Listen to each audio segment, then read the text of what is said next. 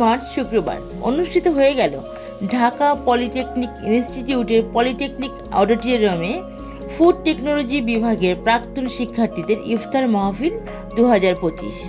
Dhaka polytechnic ইনস্টিটিউটের food technology বিভাগের 2090 থেকে 2024 সালের প্রাক্তন শিক্ষার্থীদের এক মিলন মেলা ও ইফতার মাহফিল অনুষ্ঠিত হয়। উক্ত অনুষ্ঠানে বিভিন্ন ব্যাচের শিক্ষার্থীরা একত্রিত হয়ে সৌহার্দ্যপূর্ণ পরিবেশে ইফতার করেন এবং অতীত স্মৃতিচারণ করেন। অনুষ্ঠানটি এক আবেগ ঘন মুহূর্ত তৈরি করে, যেখানে সিনিয়র ও জুনিয়ররা একত্রিত হয়ে পারস্পরিক অভিজ্ঞতা বিনিময় করেন। অনেকেই তাদের শিক্ষা জীবনের নানা স্মৃতি তুলে ধরেন এবং পেশাগত জীবনে সফলতার গল্প শেয়ার করেন।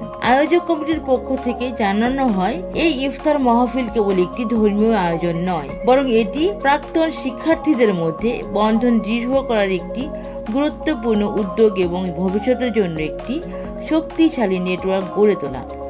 অংশগ্রহণকারীরা একমত হন যে ভবিষ্যতে এমন আয়োজন আরও নিয়মিত করা উচিত, যাতে সবাই একে অপরের সঙ্গে সংযোগ রক্ষা করতে পারে।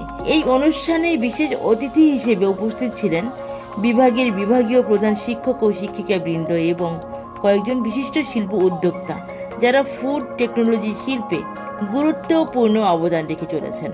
তারা বলেন, এই ধরনের আয়োজন শিক্ষার্থীদের মধ্যে পারস্পরিক সহযোগিতা ও নেটওয়ার্কিং বৃদ্ধিতে সহায়ক ভূমিকা রাখে।